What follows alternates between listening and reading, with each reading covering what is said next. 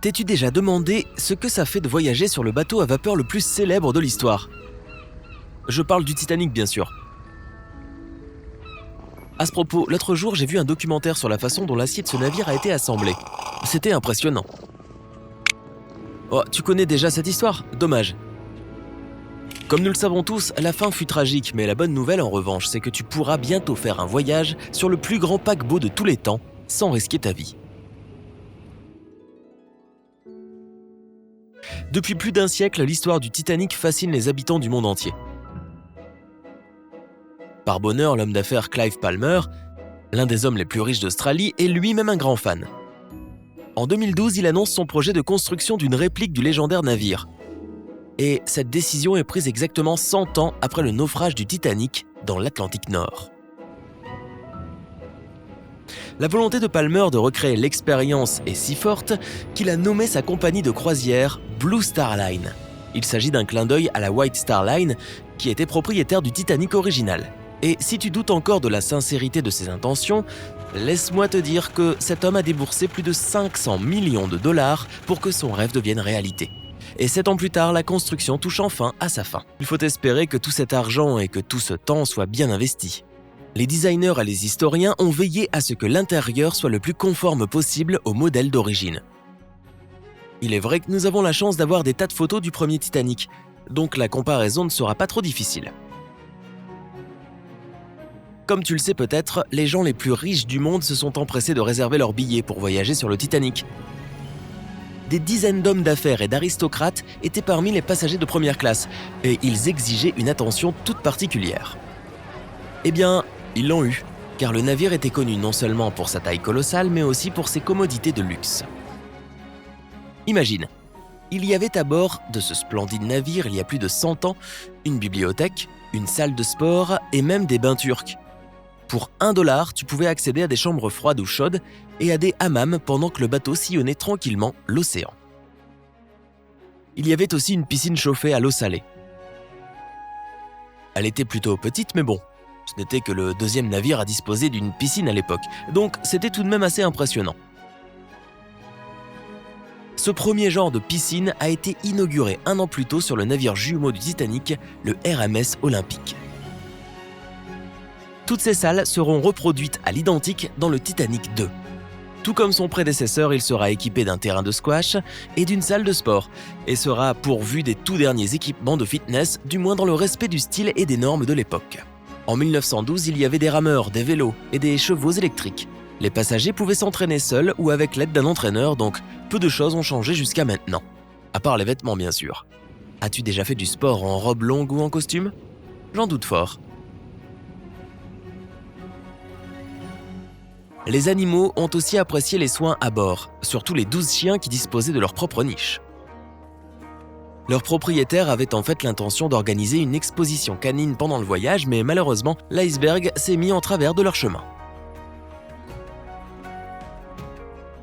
L'un des espaces les plus somptueux du Titanic était le salon. Les murs étaient ornés de nacre et d'acajou. Les visiteurs pouvaient également se réchauffer près de la cheminée en marbre, qui était la seule cheminée qui fonctionnait dans l'ensemble du navire. Il y avait cependant un petit hic. Le salon était réservé aux hommes. Peut-être que dans ce cas, la mise à jour de certaines règles ne ferait pas de mal, n'est-ce pas ? Tu te souviens de ce bel escalier en bois où Rose retrouve Jack à la fin du film de James Cameron ? Tellement triste. Il s'agit du fameux grand escalier qui reliait les ponts du navire d'origine. Le Titanic 2 aura le même jeu d'escalier couronné par un dôme en verre qui illuminera les marges de lumière naturelle pendant la journée. Je crois que nous savons d'ores et déjà quel sera l'endroit du nouveau bateau le plus digne d'Instagram. Et n'oublions pas l'extravagante salle à manger de la première classe. Elle mesurait 28 mètres de large et 35 mètres de long. Avec autant d'espace, elle pouvait accueillir plus de 500 personnes. C'était littéralement la plus grande salle du Titanic, et aussi l'une des plus belles. Elle était toute en blanc, et les hublots dissimulés derrière les vitres en verre de plomb donnaient l'illusion d'un élégant restaurant sur la terre ferme. Ce décor associé à des mets délicieux transforme un simple dîner en une soirée inoubliable. Oui, c'est bien beau tout ça, mais après 2 ou 3 repas dans cette jolie salle, on peut tout de même se lasser de dîner dans la même pièce au quotidien, même si c'est très chic. Pour cela, le Titanic disposait d'un café parisien qui ressemblait à un véritable café de rue français et d'un véranda café jouissant d'une vue magnifique sur l'Atlantique. On espère que ces lieux attireront de jeunes passagers comme à l'époque. L'aménagement des chambres du Titanic 2 respectera également toute l'authenticité d'antan. Le navire accueillera 3 catégories de passagers, il y aura donc 3 types de cabines adaptées. Les plus grandes chambres seront équipées de vastes lits à baldaquin, de tables et même de leur propre cheminée pour la décoration. Les chambres de seconde classe seront moins luxueuses mais tout de même assez confortables. Elles comporteront des lits superposés ou des canapés encastrés dans les murs. Et les cabines de troisième classe seront comme celles d'il y a un siècle. C'étaient les plus petites et les plus modestes et on comptait souvent 4 lits de camp dans la pièce. Mais c'était néanmoins plus que convenable à cette époque. Sauf peut-être une chose, les gens qui achetaient des billets de troisième classe n'avaient à leur disposition que 2 baignoires pour 700 personnes. Les créateurs du Titanic 2 ont songé à laisser cet aménagement tel quel pour que le voyage moderne en troisième classe soit une réelle aventure. Mais on espère qu'ils changeront d'avis à ce sujet. Il y aurait une sacrée file d'attente. De plus, ils n'ont eu aucun problème à adapter le navire aux normes de sécurité actuelles. Le paquebot d'origine transportait plus de 3300 personnes et seulement 20 canots de sauvetage capables de transporter un tiers de ces voyageurs. Le Titanic 2 pourra accueillir environ 2400 passagers et 900 membres d'équipage, mais le nombre de canots et de gilets de sauvetage sera bien plus important. En cas de danger, chaque personne à bord pourra être sauvée. Ce n'est pas la seule chose qui change radicalement. Le nouveau Titanic aura une coque renforcée et soudée plutôt qu'une coque vissée. Apparemment, c'est une partie du bateau qui a été endommagée lorsqu'elle s'est écrasée sur l'iceberg et qui a laissé l'eau se répandre à l'intérieur.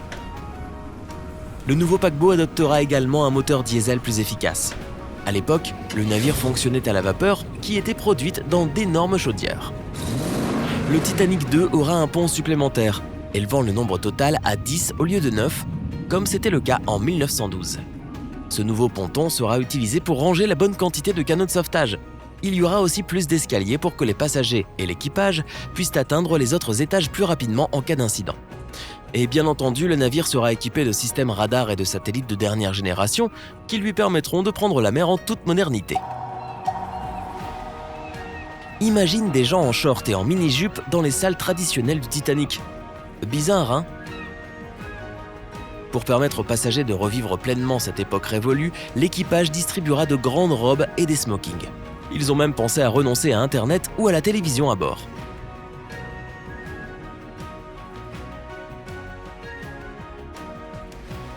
Les billets ne sont pas encore en vente, donc nous ne pouvons pas te donner le prix approximatif du voyage pour le moment.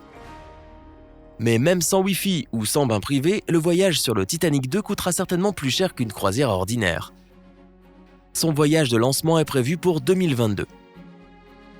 Le navire se rendra de Dubaï à la ville anglaise de Southampton, puis à New York en suivant l'itinéraire de son légendaire ancêtre. Si tout se passe comme prévu, il proposera par la suite des croisières autour du monde. Et toi, à quelle période historique aimerais-tu voyager ? Dis-le nous dans les commentaires.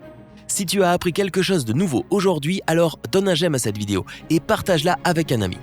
Mais reste un peu à bord. Nous avons plus de 2000 vidéos sympas à te montrer. Tout ce que tu as à faire est de choisir la vidéo de gauche ou de droite, de cliquer dessus et de passer un bon moment.